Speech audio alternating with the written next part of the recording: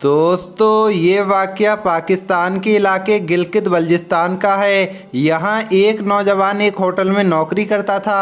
Hotel जो कि उसके घर से थोड़ा ही करीब था, लिहाजा वो रोज़ पैदल ही अपनी नौकरी पर जाया करता था और शाम को वापस आ जाता। रास्ते में रोज़ाना उसका गुज़र एक कब्रिस्तान से होता था, लेकिन वो ना तो कभी इस कब्रिस्तान में दाखिल हुआ और ना ही कभी इसके बारे में उसके दिल में ख्याल आया।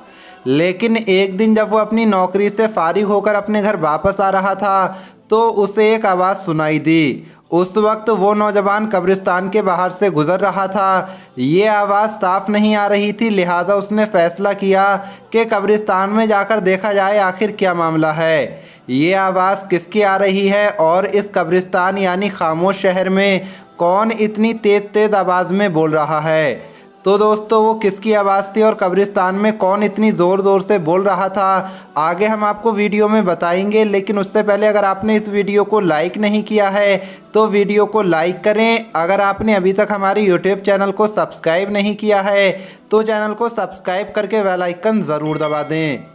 तो चलिए वीडियो शुरू करते हैं। प्यारे दोस्तों, जैसे ही वो नौजवान कब्रिस्तान में दाखिल हुआ तो आवाज़ तेज़ होने लगी। ये दरअसल एक औरत की आवाज़ थी। उस नौजवान को मालूम होता है कि औरत बेबस है और मदद की मांग कर रही है। औरत की आवाज़ कुछ साफ़ होती है तो वो सुनता है कि वो औरत पुकार रही है, मेरी मदद करो, मेरी मदद करो और मुझे यहाँ से निकाल लो। मैं तुम्हें एक ऐसा सबक बताऊंगी जिससे तुम्हारी आने वाली नस्लें समझ जाएंगी। मेरे पास अब अपनी इस्लाह का मौका तो नहीं है, लेकिन मैं चाहती हूं कि आने वाले लोग मेरे अंजाम से सबक हासिल करें और कामयाब हो जाएं। वो नौजवान डरकर वहां से भाग जाता है और अपने मोहल्ले में पहुंचकर चंद बुजुर्गों को इकट्ठा करता है और अपने साथ पेश आने वाला सारा मामला उनके सामने रख देता है।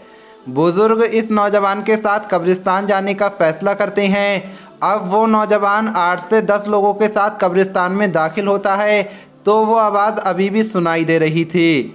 लिहाजा वहाँ मौजूद बुज़ुर्ग और आलिम लोग ये फ़ैसला करते हैं कि हमें इस औरत के पैगाम को एक बार ज़रूर सुनना चाहिए।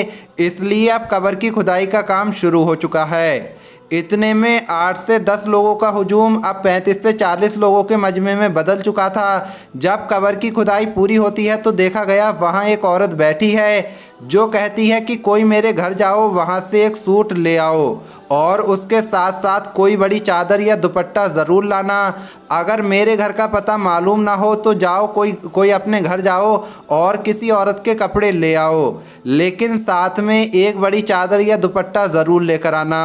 वो नौजवान जिसने पहली बार औरत की आवाज़ सुनी थी वो उस औरत के घर का पता मालूम करता है और वहाँ से उस औरत का एक पुराना सूट और एक बड़ी चादर ले आता है और कपड़े कब्र में फेंक देता है। औरत वो कपड़े पहनकर कब्र से बाहर आती है और अपने घर की तरफ दौड़ने लगती है।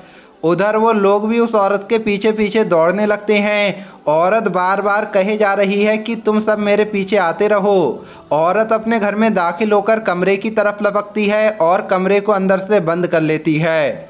उधर लोगों की तादाद भी बढ़ने लगती है और सब लोग उसके घर के बाहर जमा हो जाते हैं।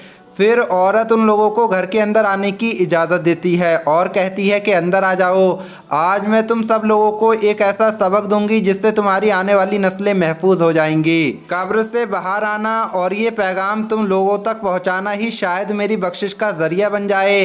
प्यारे दोस्तों, औरत ने जब अपनी चादर उतारी तो वहाँ मौजूद लोगों की तबीयत अचानक ख़राब होने लगती है और उन पर कपकपी तारी हो जाती है, क्योंकि वो एक ऐसा मंजर देखते हैं जो उन्होंने इससे पहले कभी नहीं देखा था। उस औरत के सर पर एक भी बाल मौजूद नहीं था। बाल तो बहुत दूर की बात है, यहाँ तक कि उसके सर की चमड़ी यानी खाल भी मौजूद नहीं थी।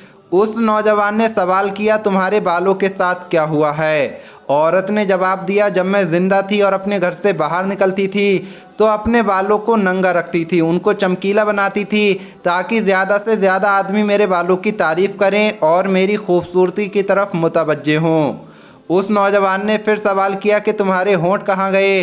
उस औरत ने जवाब दिया, मैं अपने होठों पर कुछ इस अंदाज में लिपस्टिक लगाया करती थी कि मर्द मेरे होठों की तारीफ़ करें और मेरी खूबसूरती पर रश्क करें और ये ख्वाहिश करें कि काश मैं उनकी बीवी होती। उस वक्त तमाम लोग बुरी तरह से डर चुके थे, क्योंकि ये तमाम मंजर बहुत ही ज़्यादा ख़तरनाक और खौफजदा थे। सिर्फ पहली बार आवाज़ सुनने वाला नौजवान ही हिम्मत और हौसले के साथ इस औरत से बातें कर रहा था।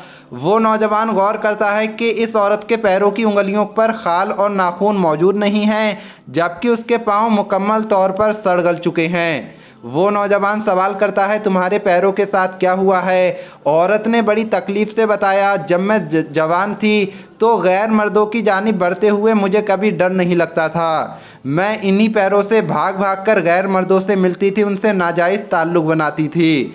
आज मैं तुम्हें ये पैगाम देने आई हूँ कि अपने ख़ानदान और घर की औरतों, माँ बहनों, बेटियों को ये तालीम दे दो कि वो गैर मर्दों से अपने जिस्म की नुमाइश ना करें। बाल, होंठ, हाथ, पैर और तमाम जिस्म की नुमाइश ने मुझे इस हाल में मुब्तला कर रखा है। उस औरत ने कहा कि अपनी औरतों को पर्दे का आदी बनाओ। बस यही कहना था, वो औरत ज़मीन पर ढेर हो गई, यानी फिर से मर गई। लोगों ने उसे वहाँ से उठाया और वापस कब्र में डालकर मिट्टी डाल दी।